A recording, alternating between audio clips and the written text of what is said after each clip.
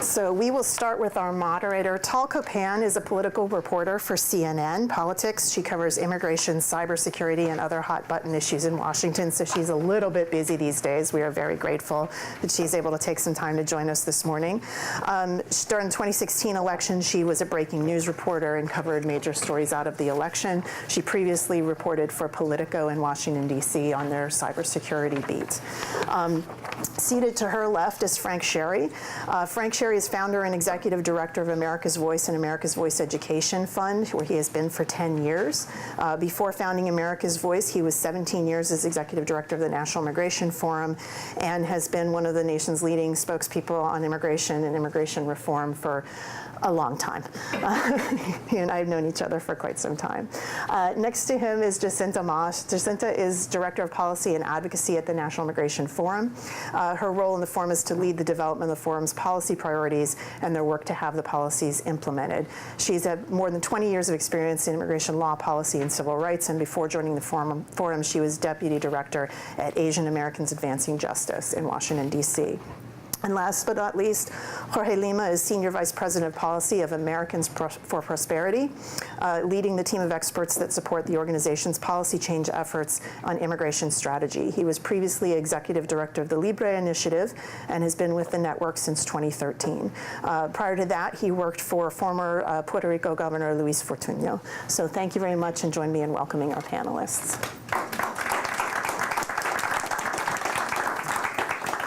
Well, thank you, Teresa, and thank you to the Bipartisan Policy Center and my esteemed peers up here. I wanted to start, as we talk about voters' attitude toward immigration, one thing I hear a lot on the Hill, especially from Republicans, is that 2016, the election was a referendum on immigration, and the fact that Trump won means that voters in America really do want an aggressive posture towards illegal immigration and in some ways towards legal immigration as well. So I wanted to start off asking for each of your thoughts on what the 2016 election actually meant and how that should be shaping our policy discussions right now. I'll go ahead and start. I think it says more about where the Republican Party is at than where the country's at. The 2016 election, no doubt immigration was a major issue, but I think what Trump did was realize that the anti-immigrant animus in the Republican Party could be activated in a way that would be very electorally powerful, and as a result, it's made the Republicans who want to work on a bipartisan basis to get reform done more reluctant to do so. It's crowded that space, and there's fewer of them. There's still some brave souls, but it's not as big as it's been in the past. So I don't think it says the country as a whole, like the numbers in the poll. I think there's a broad support for immigration reform, well done, a centrist approach to it, but I think that the Republican Party is the divisions within it, the folks who are less interested in immigration reform have the upper hand because of what Trump did. Yeah, and I would have to agree that, the 2016 election, clearly President Trump did not win the popular vote. So for us to say this is what the American people want, I think is a little bit too broad. And I think what we've seen with the constituencies that we work with with evangelical Christians, we work with law enforcement, we work with veterans, we work with business leaders. And so the work that we've done as the National Immigration Forum, we find that there's a very broad range within the Republican Party of what they want as it relates to immigration. And so I think during the election, people were not only voting on immigration, and that was not the only issue they voted on. But I do think that immigration is not always the top issue for people. And so when they're voting, immigration may not be the most important issue for them. Yeah, I would say to that point, I think it'd be an oversimplification of 2016 if we said that was just around immigration, right? I think it's always seen for us that follow these things like immigration is maybe a issue that people consider at the polls, but it's rarely the top issue. I think what was unique about 2016 was the issue was very ripe. It had been decades of inaction. I think there was a sense of frustration. And since immigration touches on a number of issues, particularly those that probably do float to the top of voters' interest, it was just an opportune time to take advantage of that issue to bring it up. But I don't think it reflects a general consensus of the American people of that is the specific reason of why 2016 turned out the way it did. And so when we talk about, here at BPC, bipartisan, this very clear sort of middle, reasonable consensus that we see in the electorate when we poll does not seem to be reflected among policymakers here in Washington. Jorge, I think, your organization, by way of Libra, has been interestingly starting to wade into supporting some Democrats along with Republicans on immigration reform.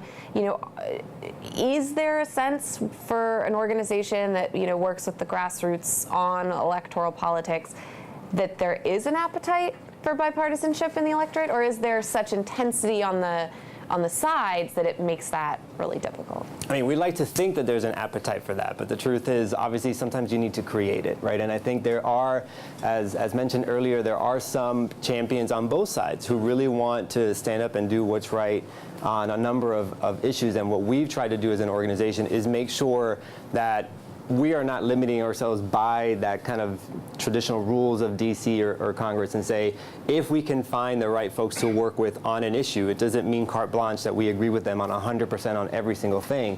But if they should be kind of thanked and shown given a spotlight for the work they're doing on a specific issue, then we should do that regardless of partisan labels, right? That should be where we all can try to continue to work on a number of issues to bring people together. And I think it's what's actually needed, because right now it's almost so toxic to just the idea of talking to someone with a different political label makes it hard to even have a conversation. So we're trying to get to the point where we must really talk to folks on both sides to get to the consensus that is needed. I think it's to your point. I don't think it's so easily to get to, but that is what we're trying to drive and where we want to go. And Frank, you mentioned, the takeaway for the Republican side of the aisle on 2016, but certainly there have been some changes on the left, and I know you've worked with the left for a long time on this. Is there room for compromise there anymore with their folks across the aisle? Yeah, but less and less every day, I have to say.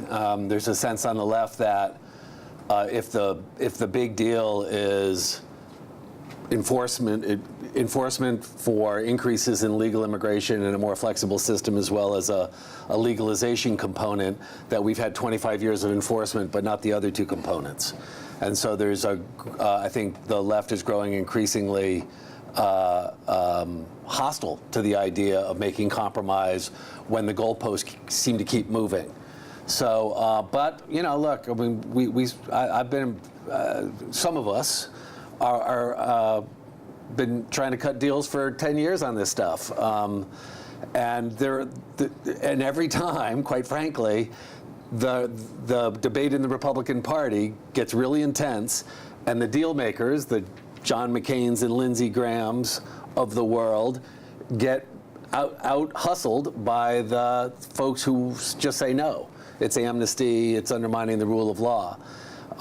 Even in this past Congress, when you had a debate about DACA and the Dreamers, something that 85% of the American people said they wanted to see resolved, you had a number of bipartisan efforts, and every time the goalpost kept moving, up to and including the Senate bipartisan proposal that was the bill that got the most votes when there was a Senate process, was the DREAM Act for $25 billion for the wall, which was Trump's signature promise in his campaign. And even then, the White House torpedoed it. And we had 8 votes that were 8 Republican votes that were co-sponsors, but the others who had promised were peeled off by the White House because they want more for anything that helps the dreamer. So I have to say, we've gotten very close multiple times to a bipartisan breakthrough, and every time that division within the Republican Party has made it impossible. I have to say, the Democrats used to be much more divided on this. In 2007, when there was a bill that was center-right that John Kyle helped negotiate, a third of the Democrats didn't vote for it. When DREAM Act came up in 2010, there were 5 Democrats that didn't vote for it, that allowed a Republican filibuster to hold. So there have been more divisions. I don't think there are as many divisions now on the Democratic side. I think being pro-immigrant and being for immigration reform is pretty much a centerpiece of being a Democrat these days in a way that it wasn't 10 years ago. Unfortunately, I think it's gotten a little harder because the folks who really don't want reform are ascendant in the Republican Party, and I think they're the tail wagging the dog. Well, I mean, you know, and Jacinta, I'm curious your thoughts on the middle, but we've also now had an even more move to the left when we have, you know, folks who have made abolish ICE something that, you know, 2020 Democratic hopefuls almost have to say. And we even saw, you know, Kamala Harris struggling with this as a former law enforcement official in California, sort of being pressured to hop on this abolish ICE bandwagon. You know, is there just a complete erosion of the middle every time we sort of get close to it? Yeah, I mean, I think one of the things that concerns me is the fact that immigration has become a partisan issue. And, you know, there's research out there that shows that people, you know, will perceive an issue, and you can talk about the exact same issue, but depending on who supports it, whether they're a Republican or a Democrat, will affect the person's willingness to consider whether this is an issue that they can support or not. So if immigration has become this partisan issue, which it didn't used to be, it makes it more and more difficult for people to listen to the ideas that people are talking about and to really think about, like, is this something that we can consider? Because they automatically assume if you're from the other party and you're supporting this, I'm not going to support it. And so abolish ICE, I think, is one of those issues, right? I mean, when I hear people, you know, talk about abolish ICE, I know that we all support fair enforcement of the laws, particularly when we believe those laws are fair. And, you know, in fact, we could say our country was founded on that idea, right? The Boston Tea Party. We were rebelling against an unfair law. So when I hear people talk about abolish ICE, I think it is just frustration. People are frustrated about the agency, but they're also really frustrated about our immigration system and how laws are being enforced in a way that don't seem fair. They're being enforced in a way that makes ICE seem out of control. And so I know Frank can go on about stories better than I can, but some of the people who have been targeted by ICE, it just doesn't make sense, right? You have a really prominent business person from Youngstown, Ohio, who has U.S. citizen parents, U.S. citizen kids, targeted for deportation. A doctor from Kalamazoo, Missouri, who also had been in the United States for almost 40 years, U.S. citizen wife. He was also targeted for deportation. You have a veteran who did 2 tours in Afghanistan who's been targeted for deportation. These are the kinds of things that are really troubling, make us think that the laws aren't being enforced properly. And then you have ICE, they make mistakes, right? So you have an incident in San Fernando Valley, California, Jose Garcia, who's 62. He's just in his front lawn having coffee, watering, and ICE comes by and handcuffs him, detains him. And he's a legal permanent resident. He's been in the country for 50 years, since he was 13. So people see these kinds of incidents and they think this is an agency that's not doing the right thing. Well, and I'm curious, you know, I've talked with some sort of centrist members of both parties about this notion that if voters are forced to choose between 2 extremes, where are they going to go, right? You know, Democrats say right now Republicans are the party of Trump. They want to lock up these moms and dads. They claim there's this indiscriminate enforcement, which, you know, ICE, of course, denies. The Republicans say Democrats are just open borders, that everything they say about enforcement is a head fake. They don't actually want any of it. They just want, you know, immigrants to pour into this country. We hear that sort of pitched rhetoric. So when you guys hear this sort of, you know, abolish ICE or deport them all kind of devolution of the conversation, if voters are sort of forced to choose between those 2 extremes, where are they going to go? And how much does it change, as you said, sort of based on who's in control and where the party's going? Frank, do you want to? I don't know if you Jorge? Sure. I mean, I think I mean, I think what ends up happening is that rather than force themselves to choose, unfortunately, people ignore, right? And that's why immigration doesn't drive their action at the poll, right? Like they'll see this and they'll see what's happening, and maybe that's going to change now because maybe we've reached this boiling point where people just can't ignore. I mean, I know Pew put out a recent poll where immigration suddenly became the top issue that both Republicans and Democrats want to hear from folks. And the view of immigrants had become more favorable in that poll, which was really interesting. Correct. So maybe things are going to change now, but I think what's happened in the past, and it's reflected of the good work that BPC just kind of announced or did and announced today, like people don't want to choose that, right? They want something in the middle because it's not just open borders. We want to know that there's a system of who's coming in and why, and does it all make sense? We want to make sure that agencies like ICE are actually doing the work as we could all understand it, as it makes sense. And at the same time, we don't want to just close everything off and think that we're going to continue to be successful as a country without immigrants. I mean, I think people tie into this sense. So, I mean, I just think that question, what ends up happening is that people ignore the issue for other things that prioritize their actions at the polls. Hopefully that will change now because it's maybe reaching this point where we just can't ignore it anymore. You know, I don't think we really have a policy problem. I think we have a political problem because every serious debate to pass legislation, when the question becomes, are we going to liberalize immigration or are we going to get tougher? The answer is yes, we're going to do both. And so that is the heart of reform efforts that have a shot. And so I think the policy comports with the numbers that BPC just released, which is that they want the federal government to take control, they want an orderly system, but they think immigration is basically a good thing for the country, and we should order it and organize it in a way where the flow is mainly legal rather than people coming here illegally. So I think we can get the policy right. What has been really frustrating and challenging for those of us who are trying to pass reform is how to get the politics right. And I do think that you know, we've tried it in every combination. We had George Bush as a Republican president with a Democratic Congress. That didn't work. We had Barack Obama as president working with a Republican House. That didn't work. You know, it's not. So what's the right combination? For me, there is a bipartisan majority that is most Democrats and some Republicans. That's where the majority exists. The problem is, and we saw this in the Dream fight, we saw this with Boehner in 2014 with immigration reform, is that when it's some Republicans, but not all Republicans, they talk about the Hastert rule, and we need a majority of the majority, and why are we bringing it up when a majority of our members aren't going to vote for it? So you can get a majority in Congress, but not a majority of Republicans, and that makes it very difficult for Republican leaders. I think it's cowardly, but I get the politics of it, and they say, no, I'm not going to do that. I might lose my speakership.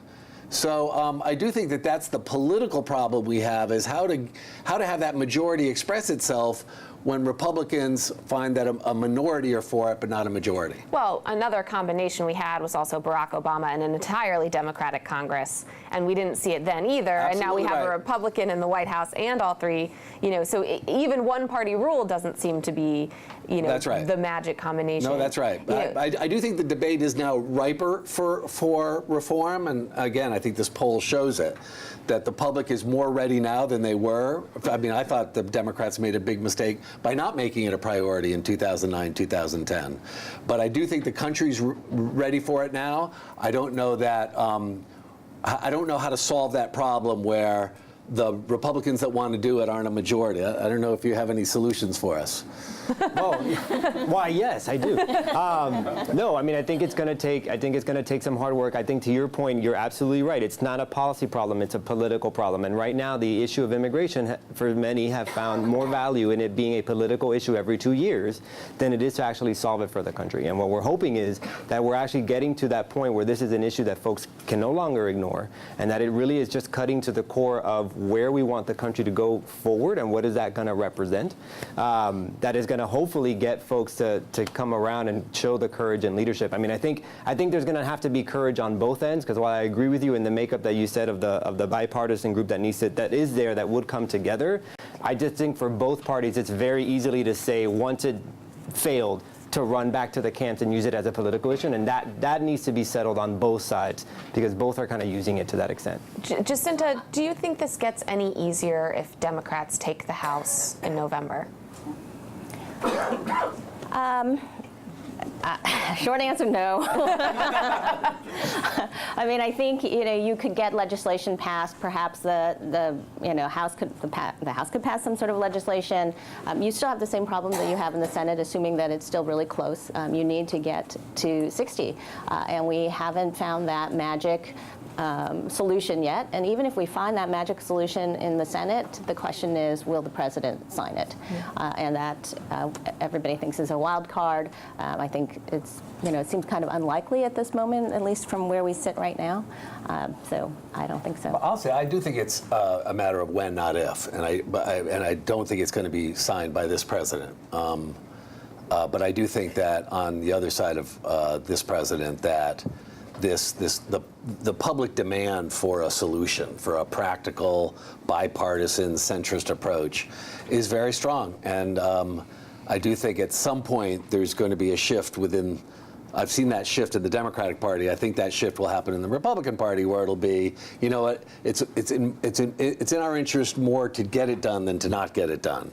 We're not at that point yet, but that's the shift I think that'll make the difference. And I think, in terms of our economy, I don't think people are always thinking about immigrants as part of our labor force.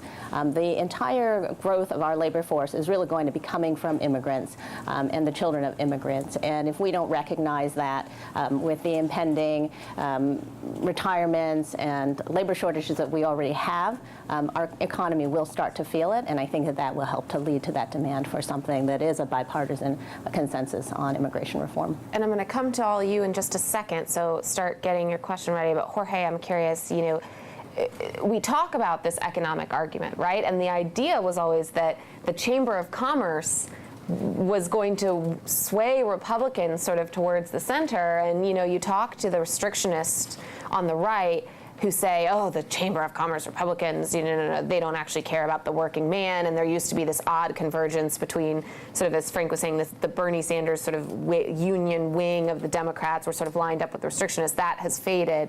But is the economic argument that some Republicans still want to make about immigration, is that effective anymore? I mean, on itself, no, right? I think it's an important part of the discussion, and I think people need to understand things like the points that Jacinta was just making. But I don't think, on a number of issues, right, the numbers alone don't move the issue forward. And I think particularly on immigration, it's not just an economic issue. There's a cultural aspect to it as well, humanitarian aspect to it as well, that all kind of comes together. Now, I think we'd be dismissive ourselves if we just start to focus and say, well, I don't have to worry about the economic issue anymore, because I think that is something that also always needs to be kind of told, especially as we start to see what's projected for the future, so that that it's part of the conversation. But I think just looking at numbers and trying to convince people to vote for immigration reform because of the economic numbers, that in itself is no longer an effective argument. Yeah, and we see European countries who are farther ahead on the negative birth rate than we are, and they're having just as much of an anti-immigrant swing in their politics, if not more than us. So we have some time for audience questions. All right, so we've got a few. If you can wait for the mic to come around. Let's go right here. That's the first one I saw. Thank you so much, all you panelists. I have a question for Frank. In terms of your thought that it's unlikely that a bipartisan solution would ever be signed under President Trump, do you think that it's possible, perhaps, that one of the challenges with the Democratic side is a unwillingness from Democratic leadership, even if it were in the best interest of the country, to have the president have a win on the issue? Is it possible that that could be a challenge as well? And so the question is, the cynical take, is this better as a political cudgel for both sides than it is as an actual win? Yeah, I hear that argument a lot from folks on the right, and it sounds to me a little bit like projection, because I know enough about the interest group politics in the Democratic side to know how much pressure Democratic lawmakers are under to produce. They're not interested, immigrants and their allies aren't interested in Democrats posturing and using it come election time. Schumer and the Democrats in the Senate were under pressure to close down the government over this. to try to force it onto a budget package. It failed, and they climbed down. It got so intense that the Democrats were willing to give Trump the wall, which is deeply unpopular with Democrats. And we're willing to do that. So it's like, well, wait a minute. So Democrats were really stretching in terms of effort and a deal. But Trump said September 15th, border security without a wall and DREAM Act is fine. Then he shifted, he had 4 pillars. Lindsey Graham and Dick Durbin came up with a 4-pillar approach. But then we had shithole country comments. And then it was, okay, well, let's come up with a bipartisan approach that is the wall plus DREAM Act. No, that's not good enough. You know, at a certain point, you say, wait a minute, who's the fool here? So I think that at this point, the politics for Democrats is that if they use this as an issue and they don't really fight hard for it, there's a cost in terms of base enthusiasm, the Democratic Party. In the Republican Party, if they cut a deal, there's a problem in terms of base enthusiasm. And that, I think, is the bigger problem that we face. There's a question right here on the aisle. Thank you. Ken Myercourt, TV producer. Do the panelists think, or think the American people think, that whatever steps are taken will be a final solution to the immigration conundrum? And if not, might it be a question not of politics or policy, but of living in denial concerning global megatrends?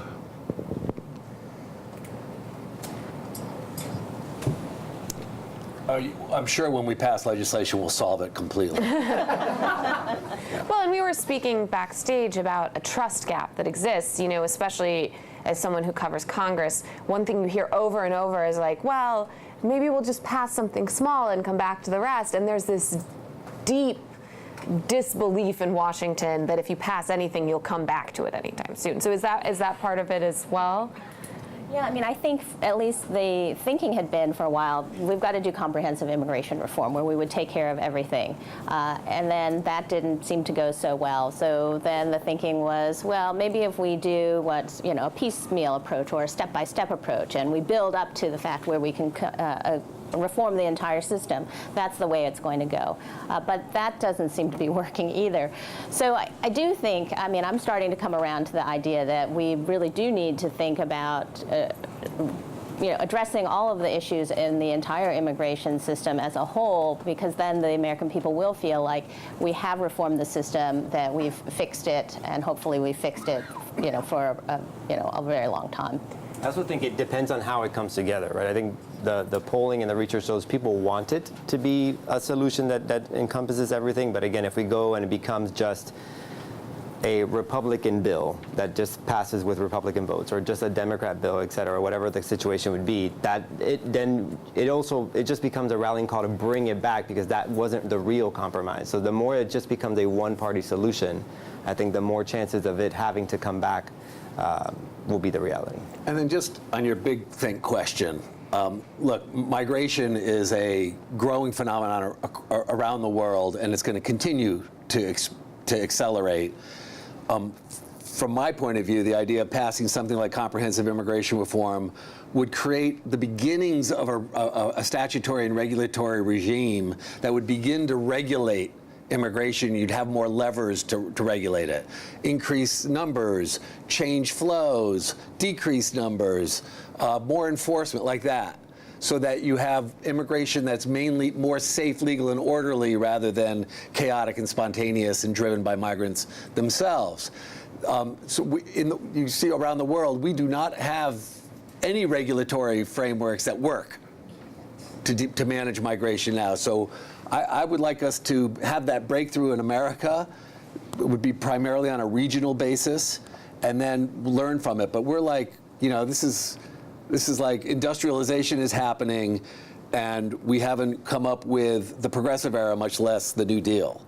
We're really at the beginning of trying to create modern statutory regimes that begin to regulate a flow that's way out in front of where the policymakers are. Well, and of course, we're also seeing, trends in migration that are so much less driven by economic opportunity than they used to be, and so much more driven by crises around the world. And so much of our framework is based on the notion of economic opportunity and people just wanting jobs. And you hear what Central American migrants are saying about why they left, and it's so heartbreaking. Each and every one of the stories, you hear them individually, and you look at the Syrian crisis in Europe that's sending people all over Europe, and certainly it's not the same levers that most of our immigration systems exist to pull. We probably have time for one more. Let's go over to this side of the room.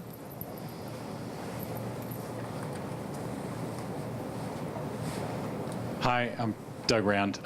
Used to work in the last White House on comprehensive reform, among other things. And so what I'm hearing now, and when you think back to that, is that there's kind of this lesson that the national polling is great, that there's a consensus there for immigration reform. But as long as Republican members are terrified of getting primaried, then how do we have any hope that anything's ever going to happen on a bipartisan basis?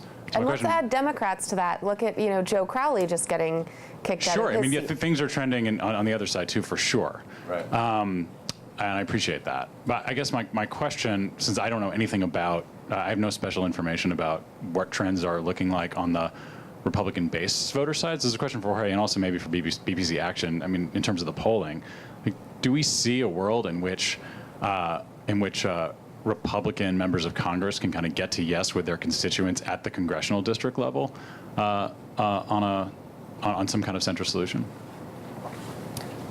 I mean, I would like to think we can, but I do think it's going to be a hard lift. I mean, look, if you look at the truth is, there's a number of districts out there that the immigration issue is actually not one that's confronted, right? There's low levels of immigration in those districts. They're not, closer to the border. They may have and understand other effects like the economic ones we've talked about, some of the obviously drug issues that come through it.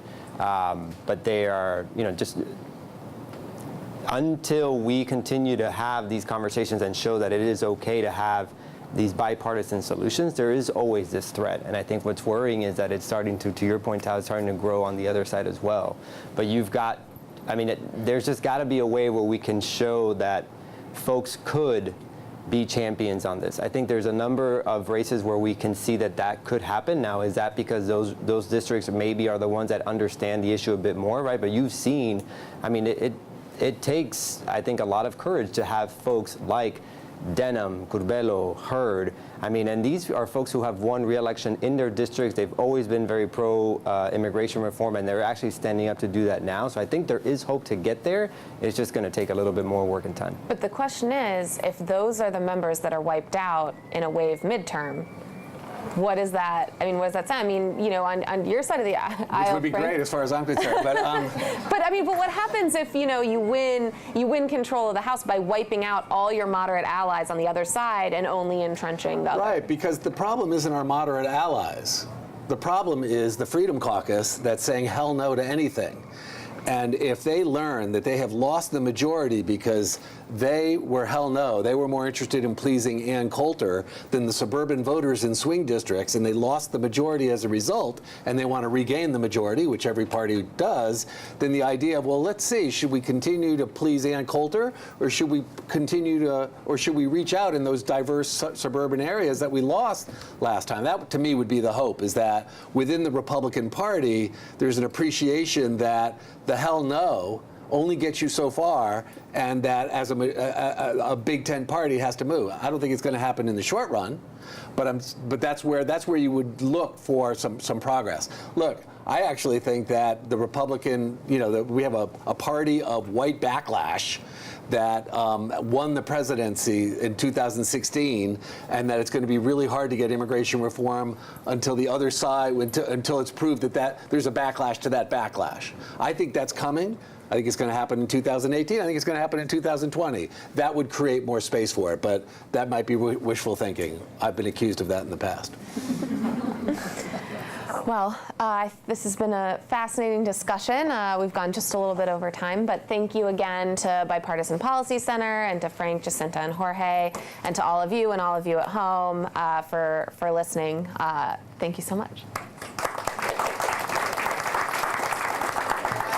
just want to add my thanks to the panel and for the able moderation. You can find all of our reports and other information at our website, bipartisanpolicy.org/immigration. Feel free to tweet out and follow us. I also want to put in a plug. We have a biweekly podcast where we try to break down the immigration issues of the day called This Week in Immigration. You can find it on your favorite podcast catcher, whether that's Google or Apple or Stitcher or whatever. Just search for Bipartisan Policy Center. Thank you all for coming. We really appreciate it.